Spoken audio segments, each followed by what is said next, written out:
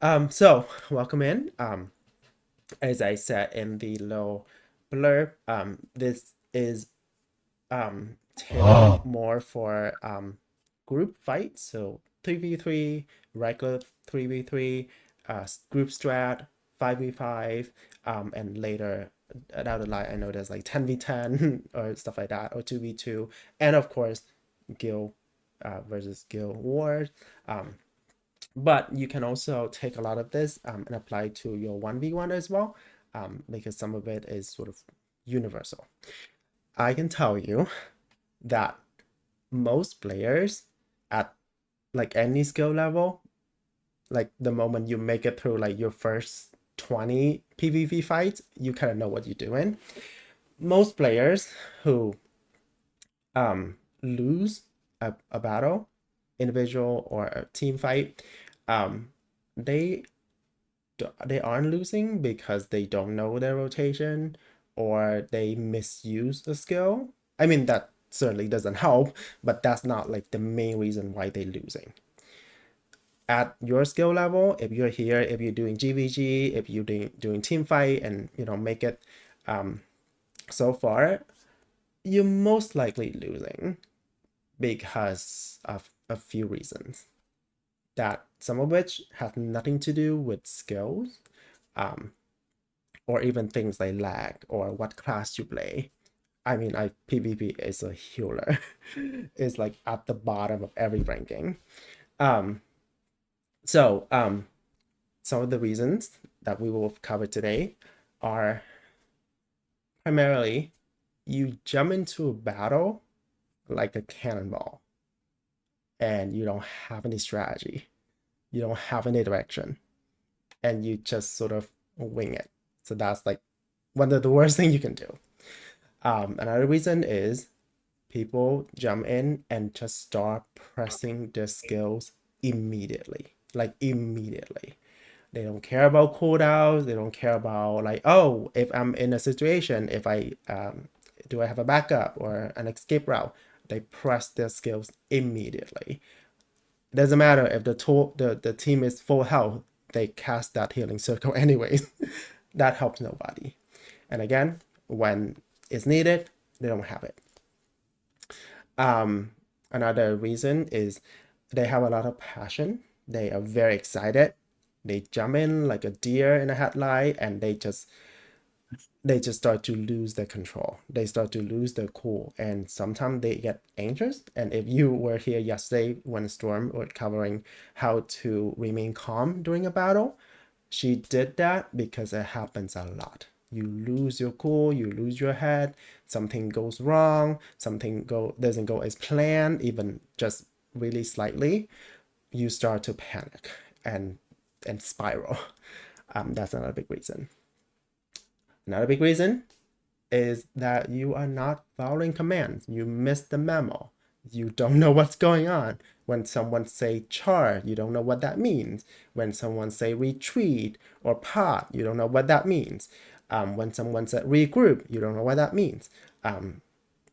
Or sometimes you miss the command entirely. So you're in the wrong place at the wrong time, do the wrong thing.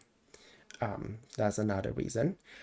Another reason is that you get tunnel vision. What you see is like what you know. So when you see one person in front of you and they fighting you, that's all you're focusing on. You forget that there is a whole battleground around you. There are teammates, there are other people that may also kill you, but also there may be people who can help you. You have tunnel vision, you focus on that one-on-one duel, and you just lose control because at that time, at that point, you are just reactive to what's going on. You lose control of it. And the last one is what we call stat chasing. Players who believe that damage or healing or tanking equals like MVP. Like the more damage I do, the better. The more healing I do, the better. That's not wrong, but there are fights, and if you've done GVG, you know this. There have been fights where we outkill the other team, out damage the other team, out heal the other team, out fun point the other team, and we still lose. So stat chasing is also really dangerous. So those are some of the big reasons. I will address some of them today, and I'll address some of them in future lessons because I don't want to dump everything into your brain right now. Those are not all the reasons, but those are the big reasons. So jumping into the lesson today, who am I in a team fight? When someone asks you what you do in GVG, what do you think are some of the common answers? I'm a healer. I'm a tank, right? Yeah. I'm a Class commander. roles. Exactly. I'm a tree carrier. I'm a bulwark breaker. I'm a jungler, which are true. That's what you are. But your class, your position, and the team that you're on, defense, offense, flex, that doesn't mean anything if you don't know what you are actually doing. And this question is actually way complicated than you may think. And that's the point of this presentation today, is to get you to think about who you are and what you actually do for the team when the clock starts ticking. All right, you all should see this next slide. So in the middle of the slides are some questions that are really important to ask yourself before you engage. And no, I'm not asking you to pause everything and ask and answer these questions in the heat of the moment, but have this in your brain so that at least you come in with a clear plan. You don't need the answer to all these questions, but even considering them can help a lot. So, number one, before you jump in, what are the commands and what are the current objectives that have been assigned to you particularly? I'm on defense, so a lot of my examples are defense focused, but obviously it can be different in other teams. So for example, in defense, maybe the current command is hold base. Maybe the current objective is slow them down.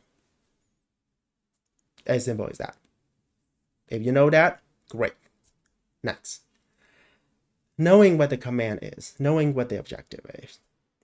Still, it doesn't help you actually do anything because what does it mean to stall somebody? What does it mean to hold base? That's very vague, right? There are many ways to do that. The next question you ask yourself is, am I creating pressure? Am I preventing pressure? Or am I surviving pressure in the next, let's say, 3-5 minutes? What am I doing in terms of pressuring? So if you are creating pressure, that's easy, right? Just, go do your big damage, do the thing that put fear in them. Preventing pressure, you know they're coming. They are storming. You see the dots moving. In the next 30 seconds, you know it's going to be a rough fight. So you are going to do your best to prevent a situation that could lead to a team wipe. So for example, in defense, this is you. What am I asking you to do when we try to prevent pressure? I don't think if you can speak. I always ask her to put the fan wall on. Mhm. That's an example of preventing pressure. Or I would ask the tank to hold on to their shield. Or I will ask the healer to not stack their big heals so that they can alternately catch their big heal when we need it most. Um, Surviving pressure. This is in defense, we do this a lot. Doesn't matter how good you are at preventing pressure, we get outnumbered all the time, so we have to survive pressure.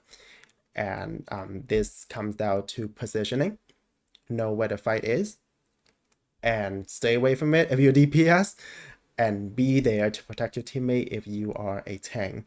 And as a healer, you have to scan the battle field to see who the low people are and the high people are in terms of health, as well as the pockets of the fight that may need your attention. Sometimes you are assigned to babysit the DPS or babysit the tank.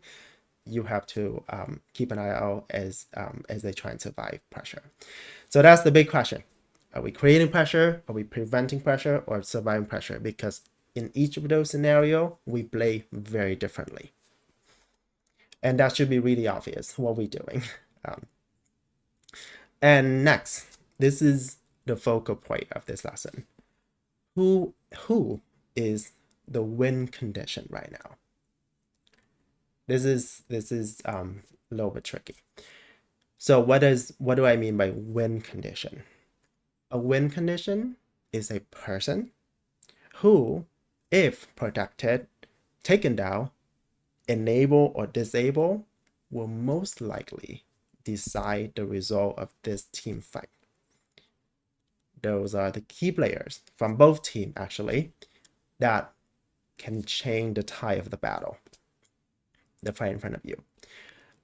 These are the key players, and they are different, depends on the match and depends on the fight that you're in, depending on where you are. But when your command tell you to either protect the win condition or to take down or disable the win condition, you really need to clock in and do it. So let me give you an example. So in most group battles, the win conditions could be that one healer that is just keeping everybody alive on either team, our team or the other team. They keep reviving people. They pick really good position. They pumping heal like nobody business. They got their health low. Like if it's an enemy healer, they got low on their health and they got back up immediately because they dodged and parry and pick really good position. That is a win condition that we need to at least disable, if not taken down immediately, because that person is keeping their like the backbone of their team. So we need to eliminate their win condition so we can win the battle. The win condition could be a really strong DPS. Maybe it's a nameless that is spamming sword waves like crazy. They are unstoppable. We have them in our team. You know who they are. It could be a strat player, a strategic sword player who put those bleed stack left and right and just drain our team health. That's a win condition that we need to address. A win condition could be a tank who is in the center of it, holding it down, our tank. And if we lose that tank, we're going to lose the crowd control and everybody is going to be vulnerable. That's a win condition that we need to protect. Or if you are in a bulwark and you're holding it down, it's just you and a tank, you as like a DPS or someone, a tank and maybe another person, and you're waiting for reinforcement to arrive. The win condition is that tank that needs to survive until reinforcements arrive. The win condition sometimes could be an opponent who overextends, they overcommit, and now they are trapped and isolated. And usually at that point, you're just gonna jump them. It's easy. The win condition could be what we call the dive DPS, or the DPS who are sent out to assassinate certain people, typically a healer. If you play with some really top guild, they will have a group of dive DPS who will go around and kind of scout who the healers are, and they will try to take down those healers. So they are trying to take away our win condition in that case. The win condition, this is an obvious one, could be a tree carrier. Could be one of our tree carriers that need protection, or one of their tree carrier, and you will notice they try to sneak in. They have like a team of healer and tank to like sneak the tree carrier in, and then they will grab our tree and run. So that's another win condition that we need to anticipate and eliminate. Note that the win condition isn't always the strongest person. It's not always the person with the most kills or heals or tank. Sometimes it's those players who, let's say a twin play, who comes in and like just heal cut an L3 carrier, an L3 carrier is down. That Trembly person is gonna die. They die all the time because they're squishy. But that's their job, and they're doing it so well. They're taking down L3 carrier. So in that case, they got the win condition, and we don't. So that's why it's really important that for us commanders to really keep an eye on everything. And when we see a win condition that needs to be taken advantage of or eliminate, we name you, Lori, can you help me take out this healer? That kind of thing. Any questions about that?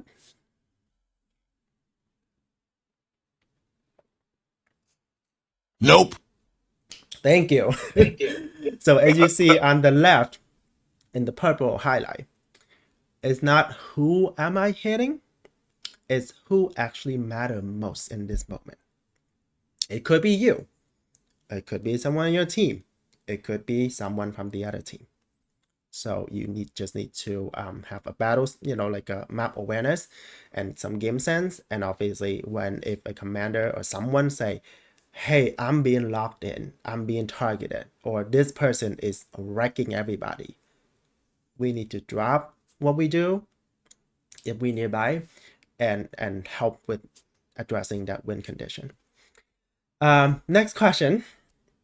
Now that we know our command, our objective, if we are creating pressure, preventing pressure, or surviving pressure, we know the win condition that we need to keep an eye out for. Do I commit? Do I peel away? Do I reset? Or do I rotate? Those you're gonna do one of those things, but what?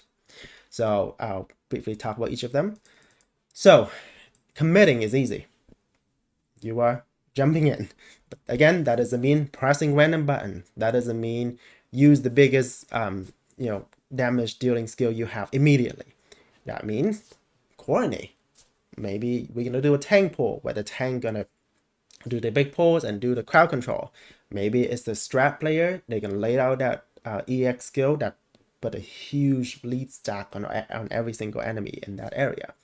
Maybe is someone in the with the Ever Spring Umbrella. They do the EX skill that will create a healing reduction zone.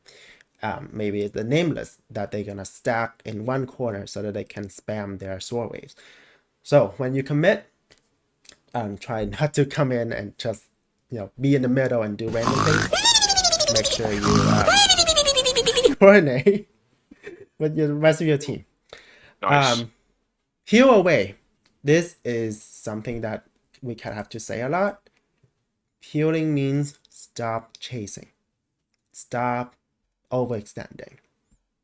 And maybe we have someone who we need to protect, or an objective like the goose that we need to protect. Because the goose, it moves everywhere. So sometimes it's tempting to keep chasing a player who is on low health. Let them go. Let them go. Come back and protect our goose. Reset. This is particularly when there's a team wipe. Maybe half the team wipe. Maybe the whole team got wiped. We gotta reset. Or sometimes we fail an objective. Like we try to take that tower, we try to take that boss, and we fail. We're gonna reset. That doesn't mean running away. That means disengage, because there's no point, doing that anymore. Disengage if you're alive, and if you die, when you respawn, don't jump in immediately. Typically, when we reset, commanders would say, "Hey, everyone meet me at this marker," or "Everyone meet me in the back of the alley," or whatever. So there will be a meeting place where we're gonna go there and regroup. This could mean if you're in offense, like, "Hey, let's group in front of this wall, and when I count to 3, we're gonna jump over the wall and coming at once," that kind of thing. That's what I mean by regrouping. And a lot of time, you feel like you're losing this battle. You feel like that there's no point fighting anymore. Things are going bad. Sometimes a reset can really help you get ready to make a big play that can change that. There have been games where we were like losing like from start from the start, and then a few resets later, we were able to capture some big objective, maybe take down a boss, grab a juicy buff, and suddenly things change. And last but not least is rotate. This is when you need to leave this fight. Typically, because there's a bigger objective somewhere else that is more important. When we rotate, it could be a bulwark is on its last bit of health. There's no point having half the team there. Like for what? To hold it for another 5 seconds. Rotate to a different tower, rotate to take some jungle so we can get some fun points, rotate back to our goose because they are coming for our goose. This is when like sometimes it's worth using a serene breeze to get yourself out and run to the next objective. So that's what I mean by rotate. And last but not least, by now, you can sort of answer the last question. What are the likely outcomes of my action? If I commit, what's likely going to happen? If I peel away, what's likely going to happen? Hopefully, it's something positive, it's something that helps the team, it's something to help you stay alive and do some damage or healing or tanking. But hopefully, by the time you answer that last question, you know what to do next. So that's like the main point of this presentation is to ask yourself this question so that you come in with a plan, come in not doing things randomly and die, or become that solo player when the rest of the team is doing something else. All right, last slide. And this is to answer the question that I put out at the beginning.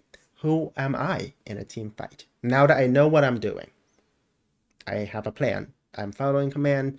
I'm contributing to the objective. But who am I? What's my sort of identity? And just before we jump in, know that this is not restricted by class. Sometimes it's like the opposite of what you think. So there are 4 types of roles. Sometimes you are playing one role throughout the fight.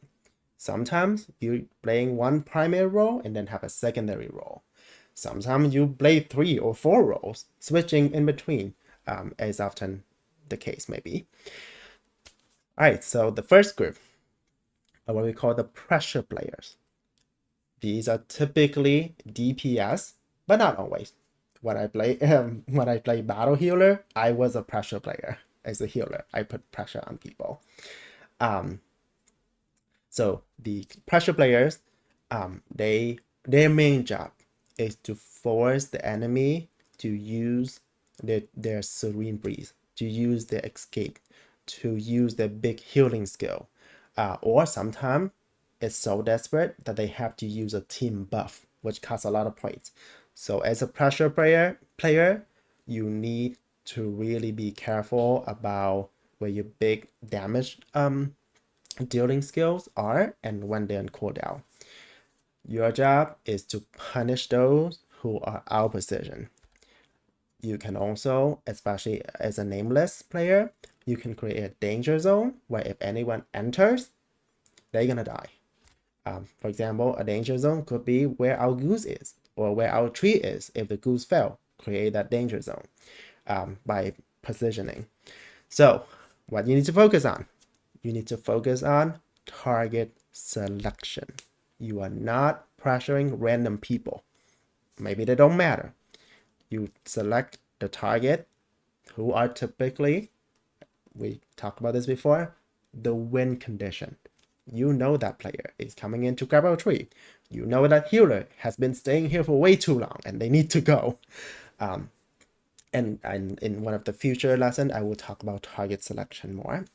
As I said, you need to time your burst skill wisely, because otherwise you are not going to create a pressure.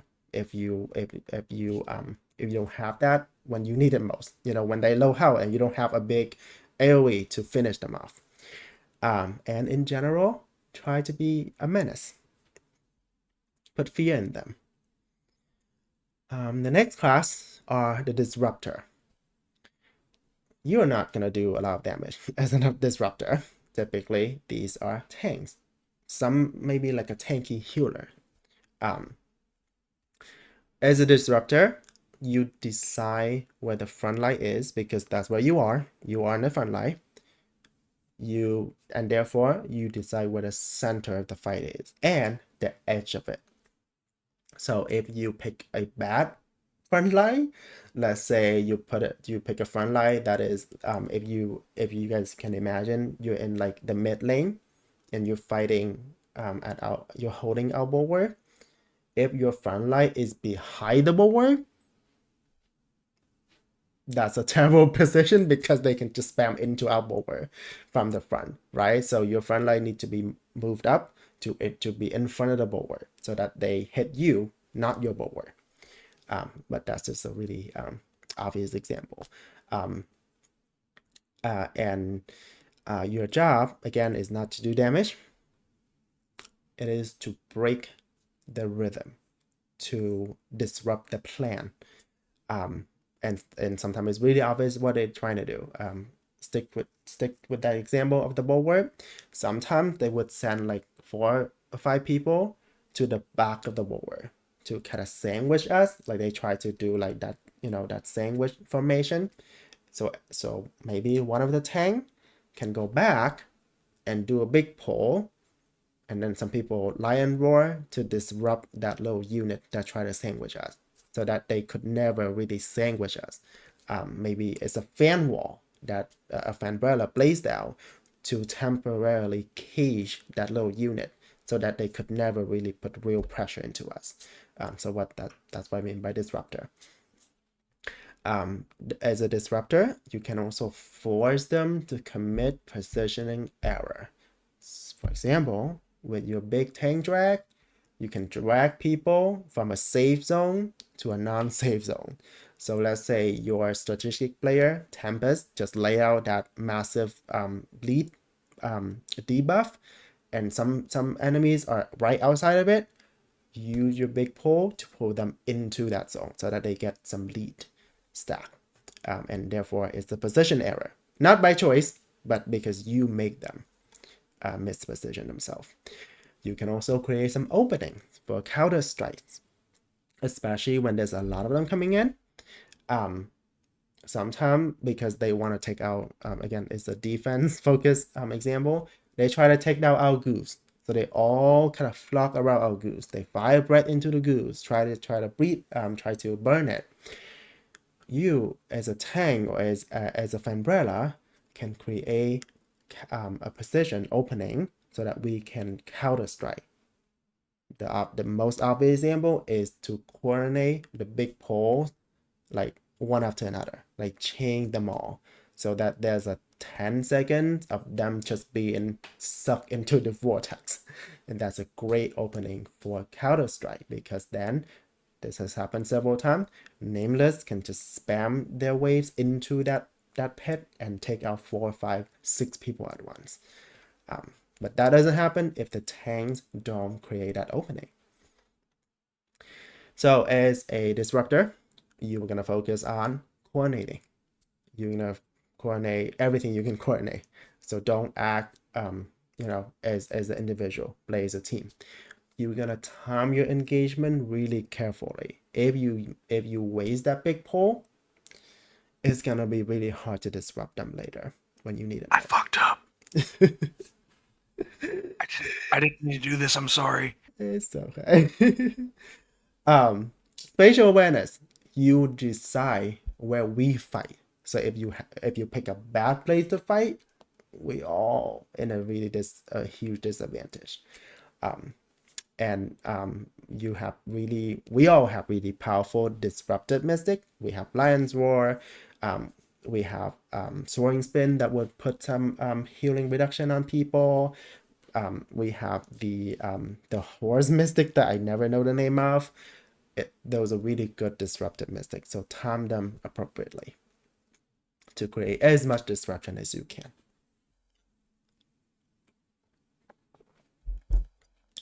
Then we have the stabilizer.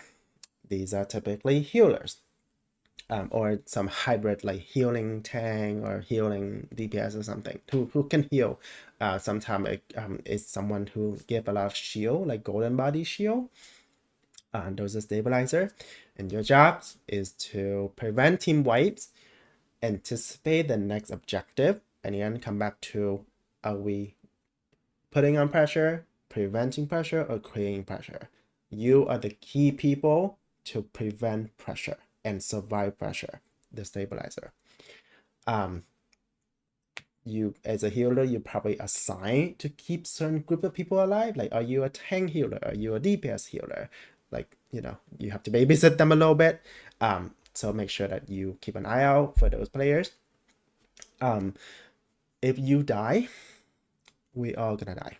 So you need to seek safety, especially when the group need to reset. You need to pick really good position so that you don't get hit.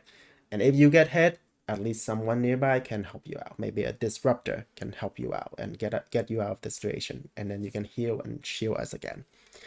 And you need to don't be greedy, Oh, that player is like on that last bit of health. If I can just execute them, maybe. But then, what by the time you finish executing them, maybe one of your teammates already died because they were needing your help. So try not to do that. So focus on timing your big heal cooldowns. Don't stack them, but when we need to stack them, for example, when there's a bleed going on, when they do that crazy Nirvana debuff, maybe we need to stack them. Communicate with other support. Make sure that you're flexible, switching target constantly. You're babysitting them. There's gonna be that problem child whose health is always low. So try to keep an eye on them, but don't forget the others as well. And as I said, you need to stay alive. So have an escape plan. And the last group of players, these are more sort of a little bit unique. These are the objective players. Typically, they are what we call quote unquote flex people. But in defense, for example, we don't really have flex. We kind of send people because we only have 12, so sometimes even less. So we just have to assign people flex role when needed. So it could be you. So as an objective player, you could be sent to capture something like a boss or a jungle, maybe to escort somebody, as they move around the map, maybe to defend a place that you typically don't defend, or someone from defense could be sent to offense to do damage. Maybe your job is to stall this group of people that's incoming and taking the boss. Maybe to rotate constantly throughout the board because the enemy is also rotating. Maybe you're sent out to steal a boss. So your job is to take control of the map, know where you're going, and know what you do.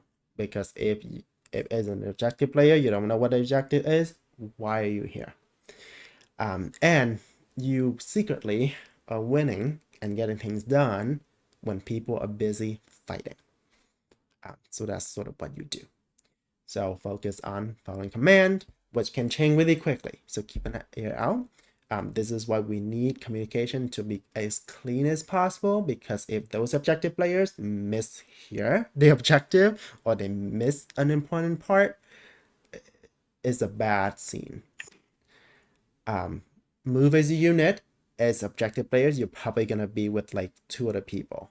Usually there isn't a big group of you. So move together, watch out for danger, and be really quick to engage and disengage, because sometimes we send you out as sort of like a Hail Mary kind of thing. Like, maybe if you can take the boss, we may get a juicy buff. But if not, it's fine. So be ready to disengage and engage quickly. Like sometimes you're like midway through it and you're like, okay, and your commander is like, okay, actually, let's do something else because it's a lost cause. So be flexible. You're not gonna be Nope. assigned to be pressure. You're not going to be assigned to be a disruptor. You're not going to be assigned to be a stabilizer. You may be assigned to be an objective player. That's the only one. Why? Because we don't know. We don't know if we need disruptor at this moment, if we need a stabilizer, if we need a pressure player. So how do you know? Ask those questions. Especially the one about am I creating pressure, preventing pressure, or surviving pressure, and who the win conditions is. Answer those questions, and you will know what role you're playing in the next 20 seconds to a minute. You might be a disruptor, but certainly there's an onslaught of them. So maybe you need to shift to stabilizer and put those shields up for us. Maybe you've been pressuring, and suddenly they got this crazy buff. This is no time. Sorry, they got a crazy debuff on us that like maybe like healing reduction buff, debuff. Right now you're not pressuring anybody. Your job is to stay alive. So we all become stabilizer at this point. We all try to save our lives and each other's life. So that's why you're not gonna be assigned these roles, but you may be playing them again, maybe one throughout the whole fight. Maybe you have a primary one and a secondary one, or maybe you're switching between these roles constantly.